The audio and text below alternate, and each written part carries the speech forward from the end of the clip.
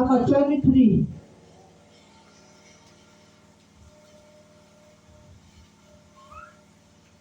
Yohana 3 iko pale mstari wa 1 hadi wa 6. Basi palikuwa na mtu mmoja wa Mafarisayo, jina lake Nikodemo, mkuu wa Wayahudi. Huyo alimjia usiku akamwambia, Rabii, twajua ya kuwa mwalimu umetoka kwa Mungu, kwa maana hakuna mtu awezaye kuzifanya ishara hizi usifanyazo wewe, isipokuwa Mungu yu pamoja naye. 3. Yesu akajibu akamwambia, amini amini nakuambia, mtu asipozaliwa mara ya pili hawezi kuona ufalme wa Mungu. Bwana Yesu asifiwe sana. Hapa ndipo ninataka kuzingatia kama Mkristo. Usipozaliwa mara ya pili, ishara za Mungu hazitaenda na wewe. Ishara ni gani? Tunang'ang'ana. Unataka uache hii maisha kung'ang'ana.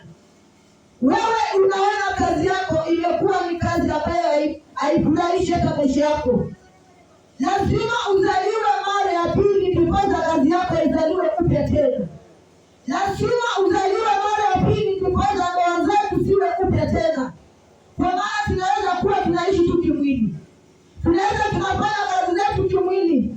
Hata kanisa kama alijazaliwa mara ya pili, tunaenda kimwili. Bwana asifiwe sana. Unapata hakuna ukombozi unafanyika mahali pale. Kwa sababu gani? Alijazaliwa mara ya pili. Na wakati inazaliwa mara ya pili, tunaambiwa ya kwamba ishara lazima zitatuandama. Hakuna pasta ambaye atakuwekea mkono ishara hizo zikose kufanyika, kwa maana alizaliwa mara ya pili. Na tunaambiwa ya kwamba kitu cha roho ni cha roho. Haleluya. Ndio inasema kwamba Nikodemo akamwambia, awezaje mtu kuzaliwa akiwa mzee? Kuna kwako na mimi ninaweza sema nitazaliwa na muda gani? Na kiasi nishazaliwa kitambo, mimi ni mama, niko na watoto.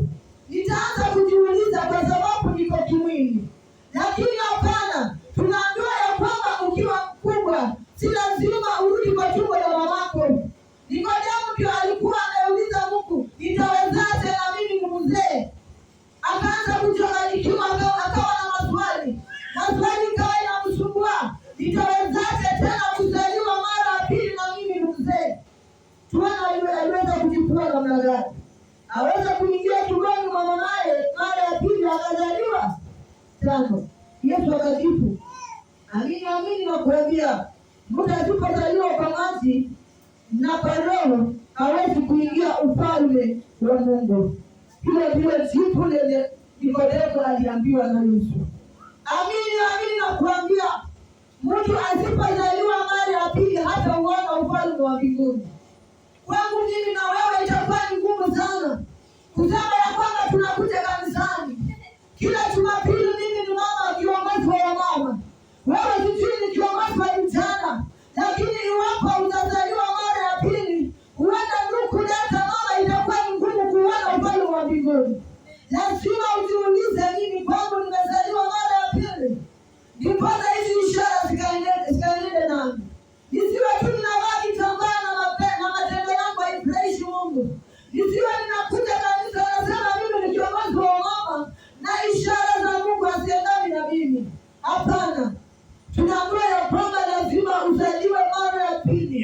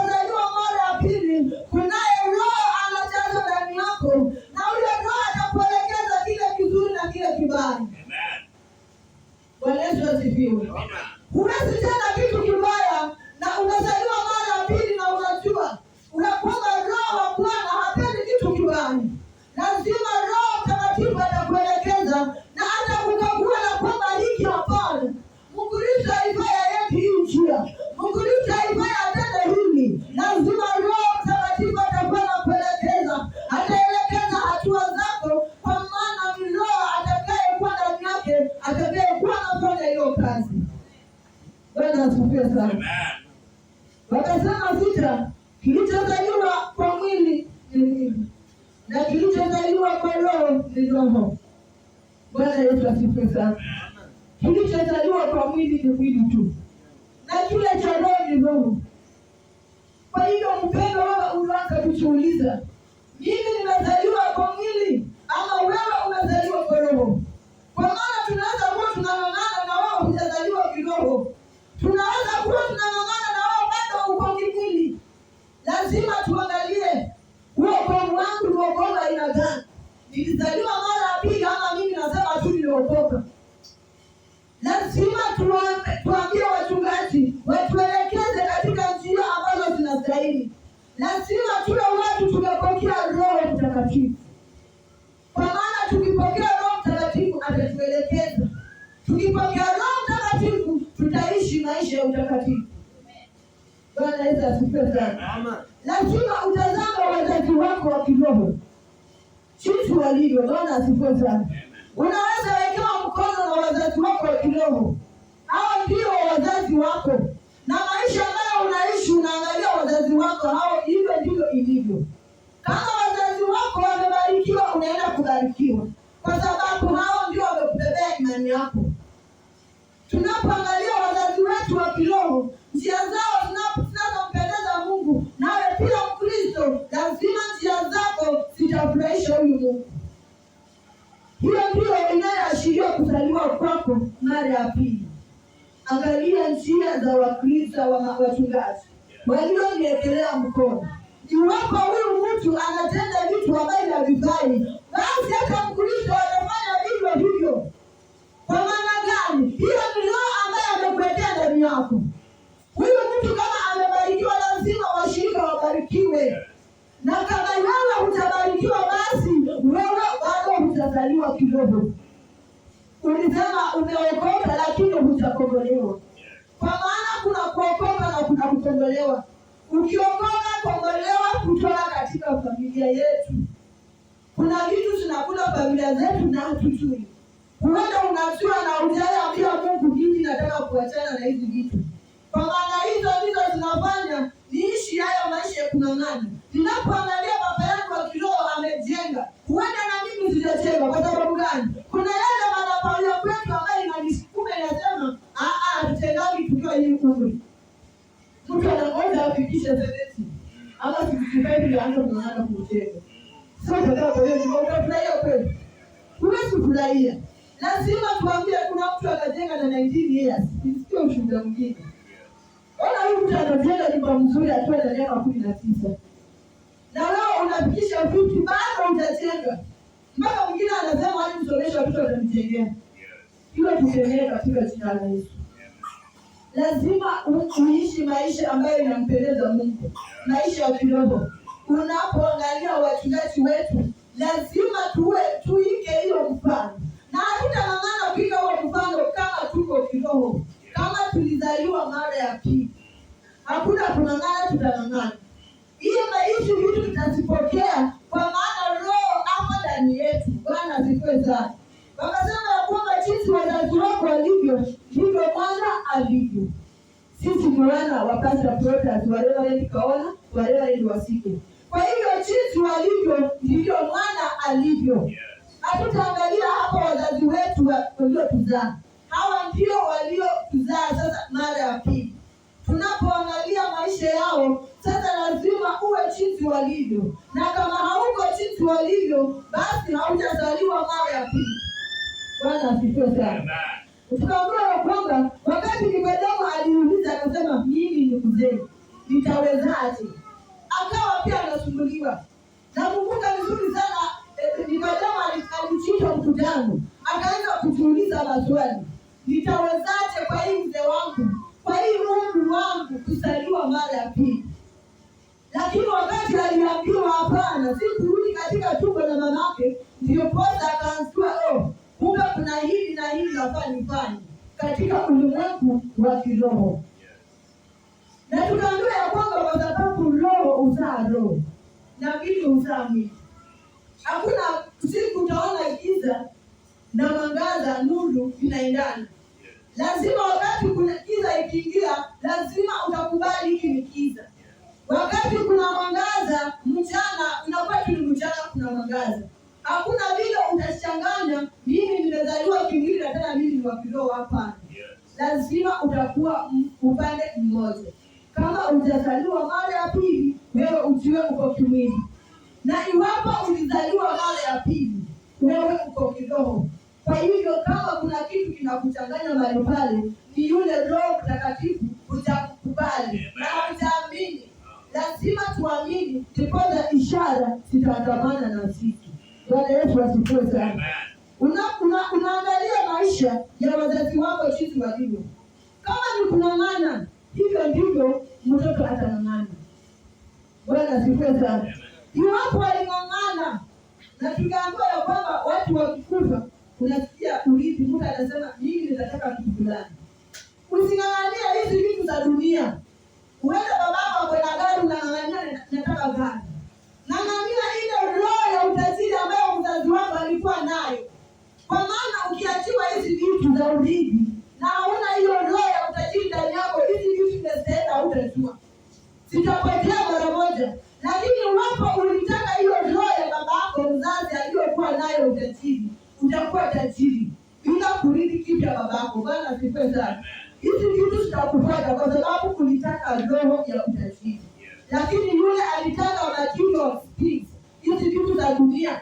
Nilitaka sijui niachiwe gari ya babangu, sijui nataka kuachiwa pikipiki, nataka kuachiwa biashara, na hauna roho ya utajiri ndani yako, hizi vitu zitaharibika na zitapotea mara moja. Lakini kama utahitaji tu roho ndani yako, kila kitu kitawezekana kwa Mungu. Bwana asifiwe sana. Kwa hivyo tunapomkiri Kristo, cha maana ni kumkiri tu Kristo. Unapokiri Yesu Kristo kuwa Mwokozi wa maisha yako, utakuwa umezaliwa mara ya pili. Na iwapo huwezi kuzaliwa mara ya pili, basi hautauona ufalme wa mbinguni. Kwa sababu wamesema ufalme wa mbinguni unang'ang'aniwa na utapokea kwa wale ambao wamezaliwa mara ya pili. Bwana asifiwe sana.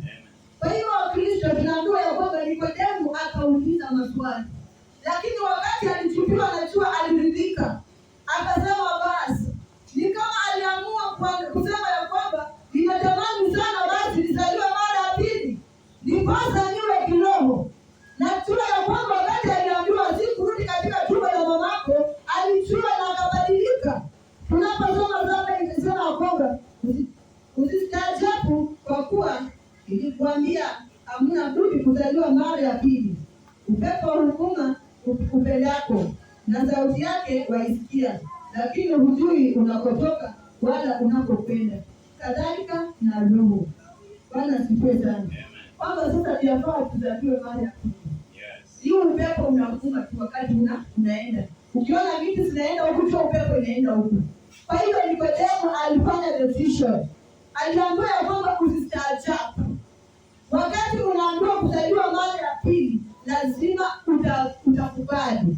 Na kama bado utataka kuishi maisha ya kung'ang'ana, hivyo ndivyo hautampokea Yesu Kristo kuwa Mwokozi wako. Na sidhani kama utauona ufalme wa mbinguni. Bwana asifiwe sana. Tukienda kitabu cha Ezekiel 37, wakati walitapiga mifupa mikavu. Alitapiga tu mifupa mikavu ikakuta ikawa na nyama. Kwa sababu gani? Alikuwa amepokea Roho Mtakatifu. Wakati uko na Roho anakuelekeza, utaambia mlima uondoke na utaondoka. Wakati Roho anakuongoza, utaambia magonjwa ya kuondokea na itaondoka. Kwa sababu gani? Ni Roho aliye ndani yako. Ni Roho anakuongoza, anaongoza hatua zako. Wakati Ezekieli aliambiwa tapilia mifupa mikavu, zilikuwa zimekauka kabisa. Wakati alitabiri, nyama zilianza kurudi kwa hizo mifupa. Kwa hivyo naomba sana, wakati tunapokea Yesu Kristo kuwa Mwokozi wa maisha yetu, lazima nitakuwa ninaambia nataka kitendeke na kitatendeka kwa imani. Kitu cha maana tulikuwa na imani peke yake. Wakristo tunaanza kushuku Mungu. Wakati hata unaombewa na mchungaji, kuna mawazo mengine unasema na itafanyika kweli. unajiuliza peke yako, na nitapona kweli? Kumaanisha bado utakuwa na imani, bado utaamini ule Mungu ambao unatumikia. Ndio maana uko na shauku ndani yako, uko na roho ambayo inakusukuma, inasema hapana, hili kitu naona hakiwezekani. Lakini siku ya leo unapokuwa na imani, lazima kila jambo, wakati utaamrisha mlima, wakati utaamrisha hali ngumu ya kung'ang'ana katika maisha yako, itaondoka, kwa sababu ni roho aliye ndani yako anakuongoza. Bwana asifiwe sana. Tuombe Mungu atubadilishie roho. Wakati Mungu anatubadilishia roho, hakutakuwa na kung'ang'ana kabisa. Wakati Mungu anatubadilishia roho, ndoa zetu zitakuwa za amani. Wakati Mungu anatubadilishia roho, katika kumwabudu katika roho na kweli, tutaabudu huyu Mungu katika roho na kweli. Kwa sababu gani? Roho ambayo ilikuwa ndani yetu, ambayo ilikuwa kukataliwa, roho ya kung'ang'ana itatoweka ndani yetu. Ile roho itaingia ndani yetu, itakuwa ni tamaa. Tuko na kiu na neno la Mungu. Hiyo ndio roho ambayo tunaomba Mungu siku ya leo atujaze nayo. Tutaambia Mungu atujaze na roho ya kumtafuta, kwa sababu sisi ni wanadamu. Wengine usahau kule Mungu alikotutoa. Lakini siku ya leo tunataka tuambie Mungu, tusiwe watu wa kusahau.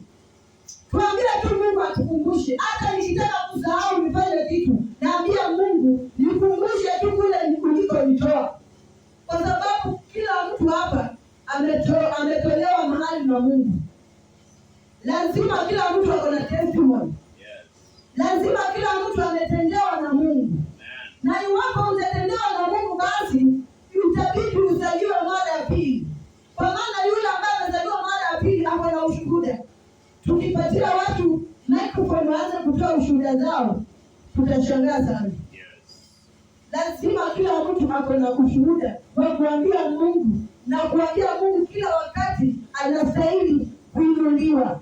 Kwa maana sisi ni wanadamu, na tunaambia Mungu kuanzia leo sio watu wa kusahau. Mungu atupee tu roho ya kukumbuka kile ambacho ametutendea. Kwa maana tukisahau, Mungu atakosa kututendea baraka nyingine, na atakataa kutufungulia njia zingine, kwa sababu anaona hawa watoto ninawatendea, lakini wanakumbuka, wanasahau haraka. Wakati wanamkumbuka tu wakiwa kwa shida. Wakati wa shida ndio mtu anakumbuka Mungu kabisa. Kwa sababu gani? Hiyo roho haiko ndani yako. Nasema kwamba ukiwa na roho ndani yako, hautakumbuka Mungu wakati wa shida peke yake. Utamkumbuka kila wakati, kila dakika. Kwa mazuri lazima utamkumbuka.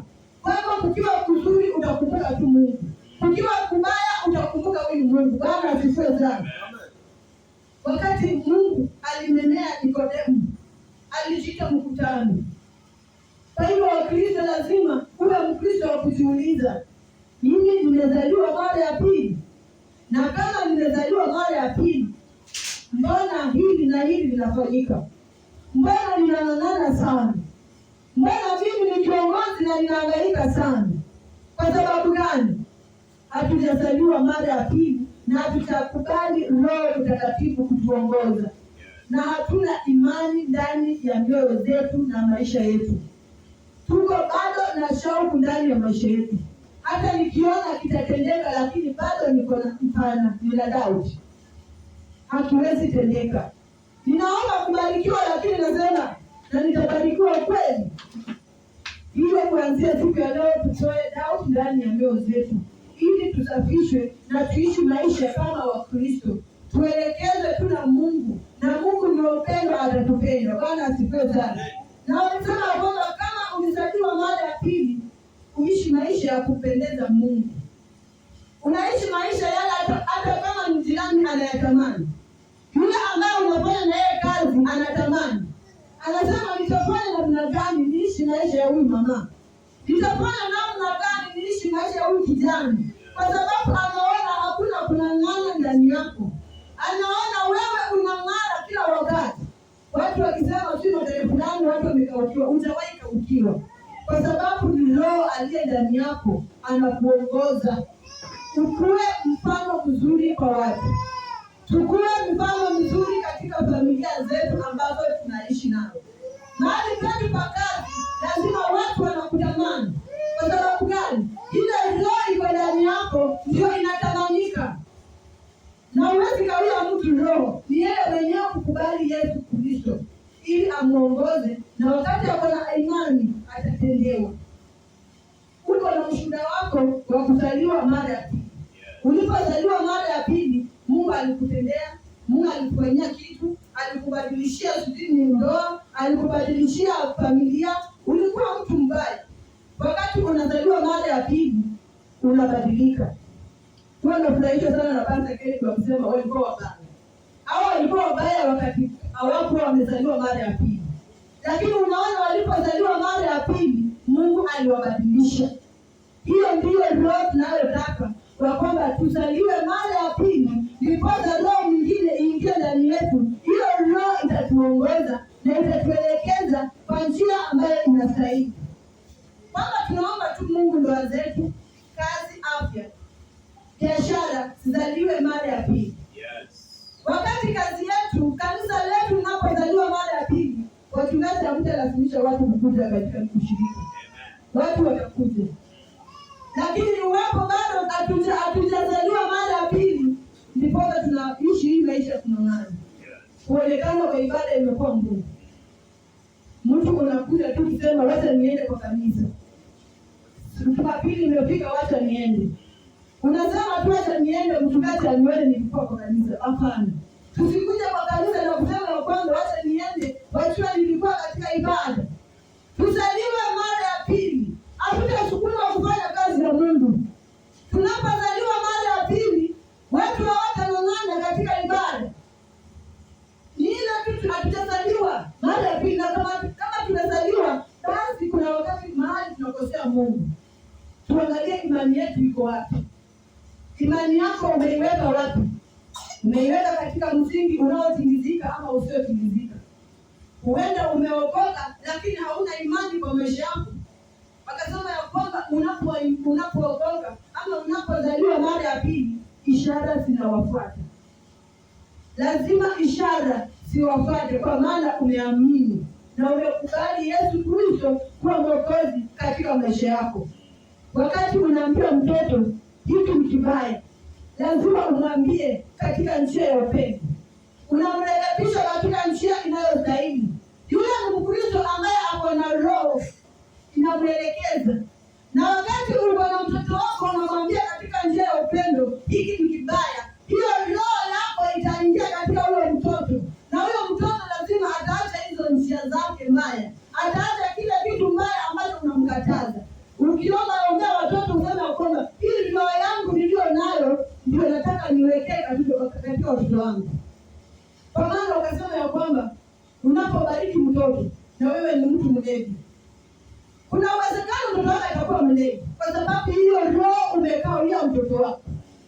Lakini wewe ni mzazi na unajua njia za Bwana, unajua matendo ya Bwana, lazima inapendeza Mungu. Unapobariki uzao wako utabarikiwa, kwa sababu roho iliyo ndani yako ni roho ambayo inastahili, ni roho ya ulezi unaostahili.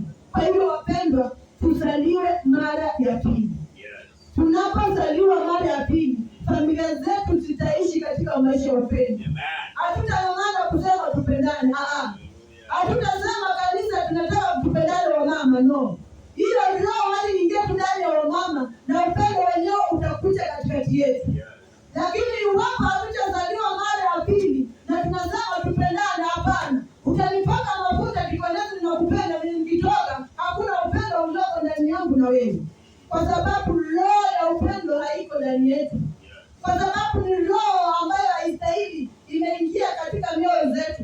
Lakini wakati tunakubali Yesu Kristo na atuweke roho yake ndani yetu, hakuna lawama, hakuna kunong'ana itakuwa ndani yetu. Bwana asifiwe sana. Hivyo ndivyo Nikodemo aliuliza, mimi mzee kama mimi, ninawezaje rudi katika tumbo la mamangu nikazaliwe mara ya pili? Hakujua lazima kumpokea Yesu Kristo. Aliishi maisha yake ya ujana, aliishi maisha yake ya uzee. Hata wakati anaambiwa uzaliwe mara ya pili,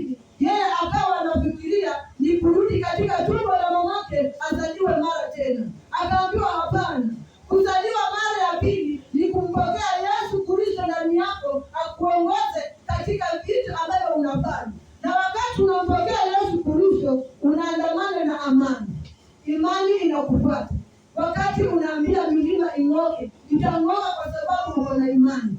Wakati unaambia Mungu hili silitaki, lazima litastopishwa kwa sababu uko na imani. Lazima imani na ishara situfuate katika maisha yetu. Bwana asifiwe sana. Twende first Samuel 10. Samueli wa kwanza.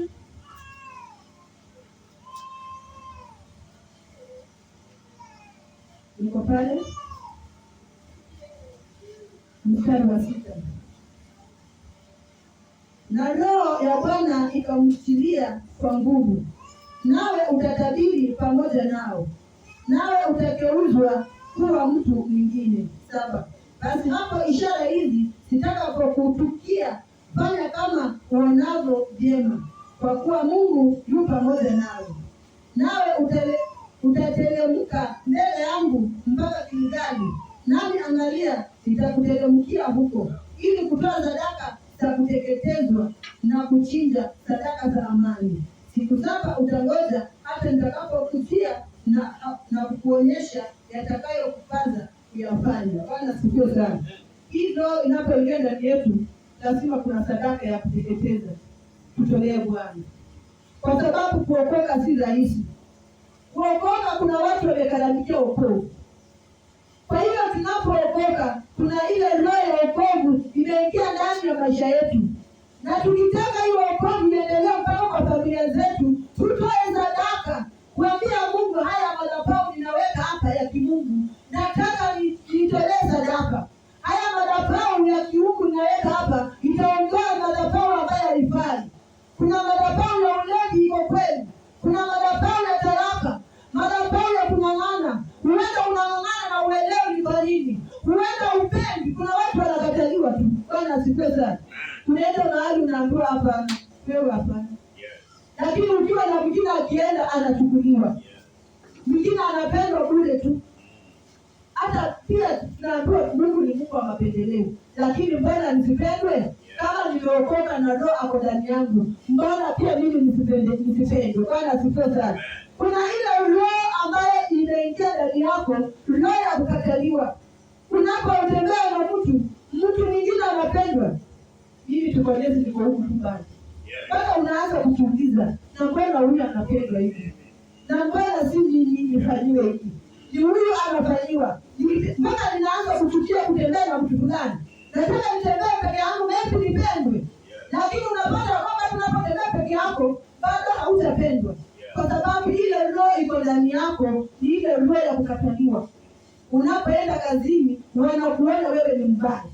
Ile roho ambayo iko ndani yako, tunaambia Mungu kuanzia siku ya leo aiondoe.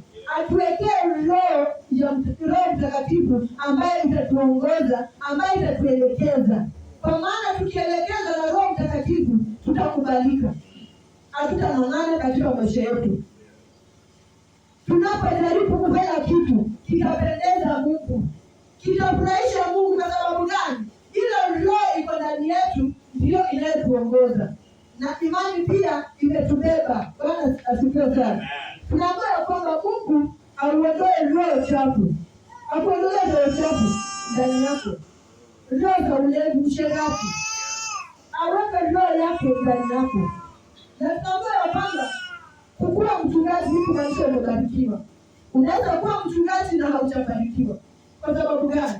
Kuna roho za kwenu au kuzikataa. Kuna roho ambazo zinakukula. Ninatamani sana kuishi maisha ya kubarikiwa. Lakini na yule aliyeniwekea mkono amebarikiwa. Lazima tuangalie wazazi wetu wa kiroho. Nimesema ya kwamba ninaweza kuwa ninang'ang'ana, lakini naibu mzazi wangu wa kiroho aliyeniwekea mkono alikuwa ni wa kung'ang'ana. Ninaweza kuwa ninatamani hata nijenge, na wazazi wangu wa kiroho hawajajenga. Nitajenga namna gani? Bwana asifiwe sana. Inakuwa ngumu. Hiyo maisha tunaishi ndio wazazi wetu wa kiroho wanayoishi. Na kama wamebarikiwa na sisi hatutabarikiwa, basi sisi ndio tuko na shida.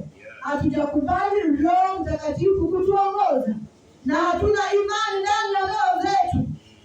Lazima tubebe imani, na imani yako iwe juu zaidi. Wakati unaombewa usifikirie yeye anatenda miujiza. Hapana, imani yako ndio itakayofanya hizo miujiza zikaandamane na wewe. na tukaambiwa kwamba mnapoamini ishara zitawafuata. Imani peke yake inaweza fanya milima ikaondoka, inaweza fanya hiyo majaribu ikaondoka, hiyo kukataliwa ikaondoka, iwapo tu niko na imani. Inaweza kuja kusimama hapa peke yake kuombewa na sina imani ndani yangu, hakuna jambo litakalotendeka. Bwana asifiwe sana. Wewe unaombea mimi niko na mgonjwa, naleta machoni kwa Mungu, watuache umekee maombi. Kwa hivyo nimeona mgonjwa wangu, mimi ninaombea imani. Wakati mwakuja hapa kuombewa, atapokea uponyaji, kwa sababu mimi ndiye niliyomtembea imani na nilikuwa na imani thabiti. Bwana Yesu asifiwe sana. Kwa hivyo tungependa sana roho ya ukombozi ishuke ndani yetu ili tuikwe wabarikiwa. Bwana Yesu asifiwe sana. Wakati tunakombolewa, tunakubali Roho Mtakatifu kuongoza maisha yetu, na jua ya kwamba hatutashuku mtu yoyote ya kwamba ameniroga. Tunalaumu watu kuroga, lakini hapana. Kuna ile tu roho ambayo inasukula, hatujaikataa na hatutakubali kuzaliwa mara ya pili. Ndipo nitasema wewe kwamba nimerogwa. Hakuna kuroga kwa Mkristo. Utaamini urogi iwapo hutazaliwa mara ya pili. Lakini ukizaliwa mara ya pili, wachungaji wakuwekea mkono, hakuna kuroga ambayo itapatikana katika maisha ya Kristo. Bwana asifiwe sana. Kwa hiyo mmewa ni mzuri. Bwana Yesu asifiwe sana. Wakati unapoangalia maisha unaishi, unaanza kuangalia katika nyumba yako. Unaanza kusema pengine fulani ni mzuri. Hapana. Ile roho iko ndani yako ndio inaanza kusema hapana, huyu ni mbaya. Hakuna mtu mzuri na hakuna mtu mbaya. Ni roho iliyo ndani yako. Na ile roho iliyo ndani ya huyo mtu ndio itafanya muandamane na muishi katika maisha ambayo inastahili na inayomtukuza Mungu. Bwana asifiwe sana. Ninapomalizia, tunaambiwa kwamba ukimpa mtoto mali itakuja kuisha. Kizuri ni kumpa mtoto wako roho. Unaweza ng'ang'ana atubini, nimenunulia mtoto wangu shamba, nimenunulia mtoto wangu gari. Unapoaga unamwachia. Bwana Yesu asifiwe sana. Na kama huyu mtoto hana hiyo roho ndani yake, atakuja kuuza. Atakuja kuuza hizo vitu, atabaki sufuri. Lakini wewe umebarikiwa na uko na roho ndani yako, uambie mtoto wangu ninakuachia hii roho iwe ndani yako, hata utamwachia mali ya hii dunia. Mwenyewe atakuja kubarikiwa na vitu zake, kwa sababu ile roho iliyo ndani yako ndio mtoto wako amerithi. Kwa hivyo tusiwe kusema ninanunulia hii mtoto wangu nitamwachia. Tusiwe watu wa kusema nitanunulia mtoto wangu nitamwachia sijui nini nikikufa. Hapana. Tuachie watoto wetu roho ambayo itawaelekeza. Roho kama ni roho ya Mungu itaelekeza mtoto wako, atakuwa tajiri hata kuliko wewe. Kuna jamaa akakufa huko kwa kina Baba Hope huko. Alikuwa jeshi na alikuwa na gari na magari. Vijana wakakawana, kila mtu akachukua gari. Bwana asifiwe sana. Cha kushangaza walipokosana, mtu alichukua chumvi akaenda akaweka kwa ndani ya gari. Hakuna gari inaingia kwa hiyo nyumba, kwa hiyo boma. Na hizo magari zote ziko flat, hakuna gari inaenda. Na hao vijana wanang'ang'ana. Wanaishi maisha ya kung'ang'ana, hata uwezi chua walikuwa watoto wa jeshi. Lakini sasa ndipo hakuelewa, mzazi hakuelewa, lazima niachie mtoto wangu namna gani. Angekuwa mtu ameokoka na ni mtu amezaliwa mara ya pili, angeng'ang'ana kuachia watoto wake gari, kwa sababu hao watoto wako na roho ya utajiri ndani yao. Mzazi mzuri aachie mtoto wake roho. Ukiachia mtoto wako roho, atarithi tusile zilikuwa nataka kumwachia peke yake. Singine ukimwachia lakini roho peke yake inastahili. Ndiposa Nikodemo akasema itawezekanaje nizaliwe mara ya pili? Unakuja kanisani mbio, kiulize unazaliwa tena. Unaomba, unatamani Mungu akutendee ishara. Uko na imani na umezaliwa mara ya pili. Lazima ujiite mkutano. Uambie Mungu, iwapo mimi ninaishi haya maisha, watoto wangu wataishi maisha gani? Kama mimi ninang'ang'ana, watoto wangu wataishi namna gani? Watang'ang'ana zaidi. Kwa hivyo tuambie Mungu atuondolee roho ya kung'ang'ana. Kwa maana gani? Tumezaliwa mara ya pili. Na tukizaliwa mara ya pili, Roho Mtakatifu atatuongoza na atatuelekeza. Kwa hivyo dakika 5 zimebaki. nimebaki naomba sana leo nikaona ukuje baba saidia kufika pale. Karibu sana tunapopigia leo makofi. Bwana Yesu asifiwe. Amen.